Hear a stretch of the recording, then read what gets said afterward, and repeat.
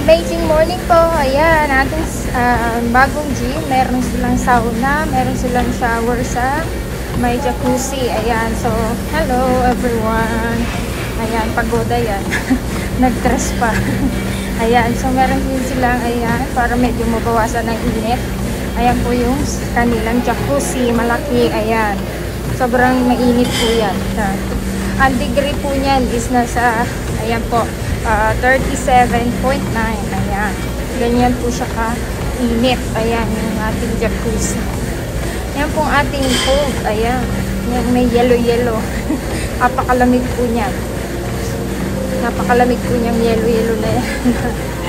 Ice bath. Ayan. So, may ice bath po dyan. Ito try natin. Ito na. Hot and cold. Hot and cold. Ayan na po. Ito try na natin yung hot and cold. Try po natin kung mga ilang segundo po tayo lahat. So, ayan.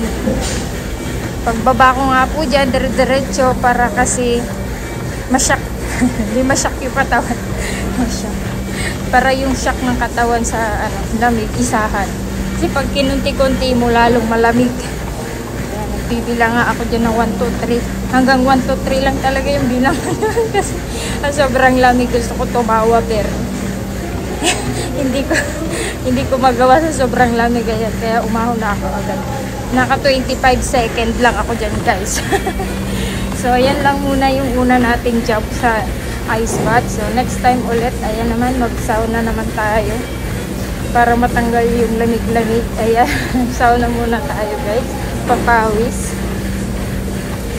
para hindi na malamig. Ayan, talagyan ko na yung tubig para medyo mainit lalo. Ayan, lalagyan po natin ng tubig. Ayan po. So, ayan, tapos na nga ang lola nyo. Nag-sauna, nag-jacuzzi, nag-ice bath. Ayan. So, thank you. Hanggang sa muli. Bye.